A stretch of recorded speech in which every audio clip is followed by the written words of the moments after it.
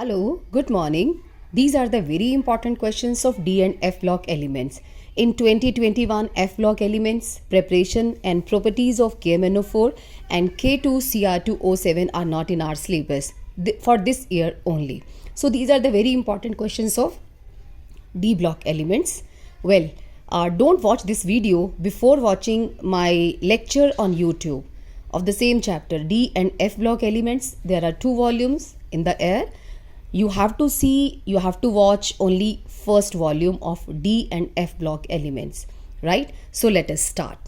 These are the important questions and I am not going to explain the concept. Simply I am speaking the questions and write answers to be written in the exam. So let us start it. Account for the following. First question, transition elements show variable oxidation states because not only ns electron but also n-1d electron participate in bond formation. What does it mean? Like in first transition series, 4s and 3d electron will participate. Next, zinc is not a transition element. Yes, for transition element there is one condition, they should have partly filled d subshell, but zinc is not having. It does not possess partly filled d subshell in ground state and nor in the combined state. Next, zinc, cadmium and mercury are soft metals because their metallic bond is very weak. Why? Because in these elements only ns electron participate in bond formation. Next question, which 3D element is not a transition element and why? Zinc is 3D element, cadmium is 4D element and Hd is 5D element. So zinc is not a transition element. It is D block but it is not transition element. Copper +1 is unstable in aqueous solution because in aqueous solution it disproportionates. How? See, in water it will undergo disproportion, means one copper +1 is converted to copper 2 plus and another to copper. So this is we call disproportion reaction, means when the same atom shows its oxidation as well as reduction in the same reaction, we call it disproportion. Now the question was, why copper 1 plus is converted to copper 2 plus? Answer is because of its low hydration energy. It has lower hydration energy than copper 2 plus. Next question, zinc 2 plus salts are white while copper 2 plus salts are colored. Zinc 2 plus has 3d10 configuration, copper 2 plus has 3d9 configuration. So the atom or ion which has 3d9, 1 to 9 configuration, they will show dd transition. So its correct answer is zinc 2 plus has 3d10 configuration. So no dd transition will be shown by it, but copper 2 plus has 3d9 configuration, it will show dd transition. Next, transition metals and their compounds are paramagnetic because of presence of unpaired electron, and the formula for magnetic moment is under root n into n plus 2, where n is the number of unpaired electrons. Next question, transition elements show catalytic properties because of variable oxidation state and they provide surface for gaseous reactions. Sometimes they also act as intermediate. Next, transition metals show catalytic properties. We have done 9 question. Manganese shows maximum oxidation state of +7 with oxygen, but with fluorine it shows maximum oxidation state +4. Why so? Because manganese makes double bond with oxygen, right? But fluorine can't make, so that's why. Next, cobalt 2 is very stable in aqueous solution, but it is oxidized in presence of strong ligand. So its answer is, why it is oxidized with a strong ligand in aqueous solution? Because of stable CO3 ion. Why so? Because in higher oxidation state, stable compounds are found. Because compound in cobalt 3 is more stable. When the strong ligand will approach, it is automatically converted to cobalt 3 plus. Why so? Because cobalt 3 plus is making more stable complex than cobalt 2 plus. The E0 M2M for copper is positive. The meaning of this line is copper wants to go from copper 2 plus to copper. Positive means copper 2 plus tries to convert itself to copper. Why so? Because of its low hydration energy, even lower than the sum of the ionization energy and heat of sublimation or atomization is the same thing. Next is question number 12. Manganese Mn2 plus compounds are more stable than Fe2 plus compounds towards oxidation to +3 state. Mn2 compound has 3d5 configuration, which is very stable. Now manganese will not be further oxidized, but Fe2 plus has 3d6 configuration, so it will try to go to Fe3 plus state, because only after losing one more electron it will acquire stable configuration. So correct answer is, in this it is already in 3d5 stable oxidation state, but Fe3 plus is more stable than Fe2 plus. Transition metals generally form colored compounds because of DD transition. Electron absorb energy of visible range and shift from D to D, T2G to EG subshell, and remaining energy is transmitted, and that will give the color. Next, in transition series, greatest number of oxidation states shown by the metal in the middle of the series, because only in the middle of the series element will possess the maximum number of unpaired electrons, because in middle of the series element possess maximum number of unpaired electrons. Transition elements are harder than alkali metals because along with Ns, N-1d electron also participate in bond formation because of their comparable energy. So that's why their metallic bond is very strong. Next question is, transition elements are harder than alkali metals because more number of electrons are participating than in the alkali metals. You know, in alkali metals only one electron will participate in metallic bond formation, but in transition elements along with Ns, N-1d electrons are also participating because of their comparable energies. 16th question. Transition elements are hard and have high heat of atomization. High heat of atomization means their boiling point. So this was the question number 16. Because of strong metallic bond. 17. Transition elements form interstitial compounds because the smaller atoms, यहाँ से दिखाती हूँ आपको so that you can see it correctly. Because small elements like hydrogen, carbon, helium and other atoms fit into the interstitial sides of their lattice. For example, steel. You know, steel is an interstitial compound of iron with carbon. 19 question. There is hardly any increase in atomic size with increasing atomic number in the series of transition metals, because from left to right in transition series, electrons are added to penultimate shell. You know which is penultimate shell? This is the outermost shell. Second but last is penultimate shell. So electrons are making entry in this subshell. And nuclear charge also increases. With the addition of electron, nuclear charge increases. Its screening effect also increases. You know, nuclear charge and increased screening effect, they try to counterbalance each other. So the size does not decrease much. It remains almost similar. 20th question. E0 value for Mn3 positive to Mn2 positive couple is much more positive than that for chromium 3 plus to copper 2 plus.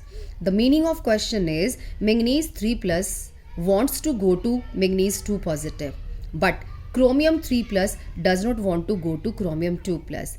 It means manganese 2 plus is more stable than chromium 2 plus. Why? Because manganese is more stable than Mn3 positive, because Mn2 positive has 3d5 configuration, which is quite stable, half fill. But chromium 3 plus is more stable than chromium 2 plus. Why? Because of T2G3 configuration. 11th question. The metallic radii of 3D series of transition metals are virtually the same as those of the corresponding group members of the second series. Question number 21. Because of lanthanoid contraction. Again, I am telling you, don't watch this video before watching my lecture on YouTube. Only then you will make understand. Of lanthanoid contraction. 22nd. There is generally increase in density from titanium to copper because density's formula is mass per unit volume. From T to copper, titanium to copper, mass increases, of course, but volume decreases, right? So that's why mass increases, volume decreases, automatically there will be increase in the density. 22nd question. Scandium is transition element but calcium is not. I told you earlier, transition elements should have partly filled d subshell. So scandium is having 3d1 configuration, right? Next question is, chromium 2 plus is reducing while Mn3 positive is oxidizing, though both has same d4 configuration. Means chromium will oxidize itself in the same configuration, but manganese will reduce itself in the same configuration. Why so? Because chromium 3 plus is more stable than chromium 2 plus, but manganese 3 plus is less stable than manganese 2 plus. See the answer. Chromium 2 plus oxidized to more stable chromium 3 plus, as I told you earlier, because of T2G3 configuration, but manganese 3 plus is reduced to manganese 2 plus because of 3D5 stable configuration. Question number 2. This was the question number 1, having 24 parts. Next question is, give reason. Fe2 plus is much easily oxidized to Fe3 plus than Mn2 plus to Mn3 positive, because Fe2 plus has 3d6 configuration and it will try to go to more stable, exactly half fill 3d5 configuration, but manganese 2 plus is already present in 3d5, so it is not going to oxidize itself. There is hardly only any increase in atomic size with increasing atomic number in the series of transition series. ये आ चुका है same.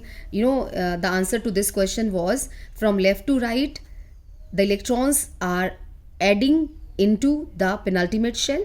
They will increase the screening effect, and also nuclear charges increase. They try to counterbalance each other.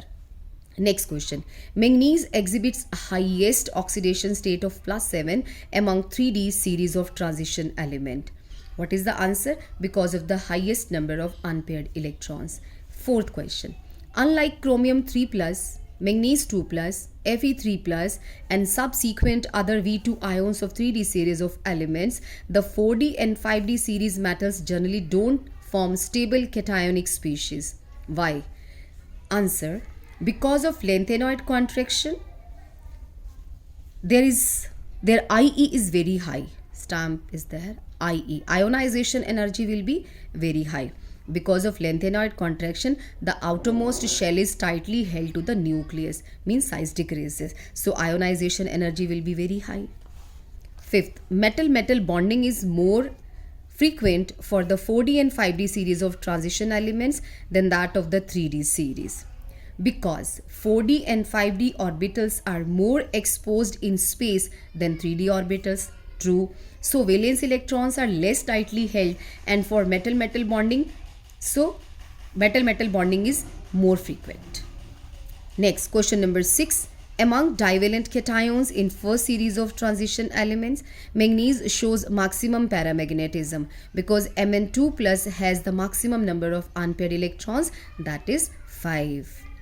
Seventh question. The lowest oxide of transition element is basic. The highest is acidic or amphoteric.